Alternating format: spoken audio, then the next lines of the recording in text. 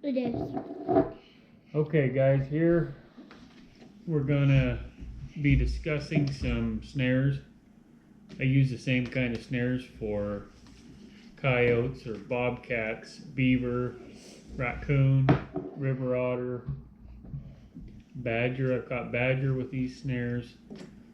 It's just all the stuff that I use is my personal preference. It's not anything that hard and fast rules.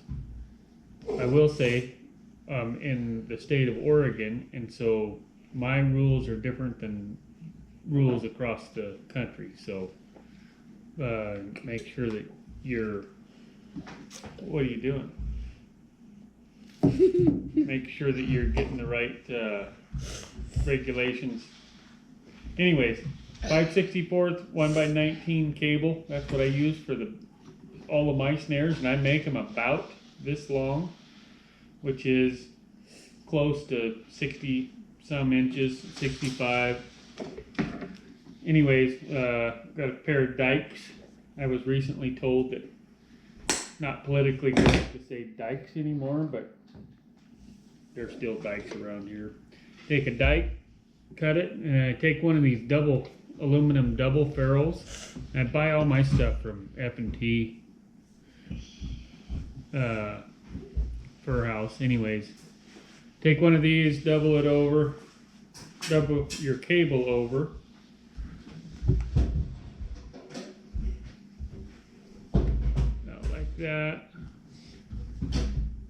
back through. And then I make this to where, because a lot of my sets I'll just put right on the fence. When I'm on private land, I'll just run it through and that loop will be on the fence. So I take and crimp this down. Got these handy dandy crimpers. I think they're called something different, maybe a Voyager or something like that. Anyways, hit it a couple of times. And around here we have to have some sort of a tag or a stamp on ours. So I just do these.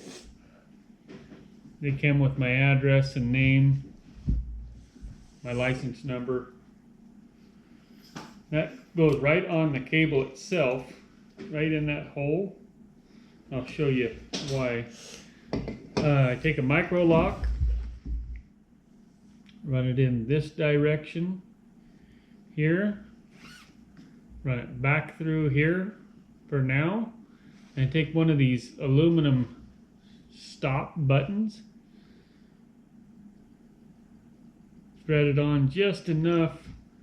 I've seen some guys thread them on quite a bit, which is fine. I just, like I said, this is all personal preference.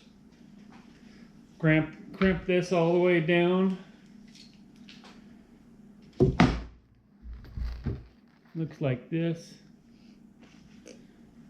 and then I'll take and I'll bend. You can leave them that way and it will still work. I take and I get the snare about the size of the loop I want and about how big it is, and I'll bend this thing back. And sometimes, I mean, so far, sometimes even to do it with my pliers. I'll show you kind of. Bend this cable back here,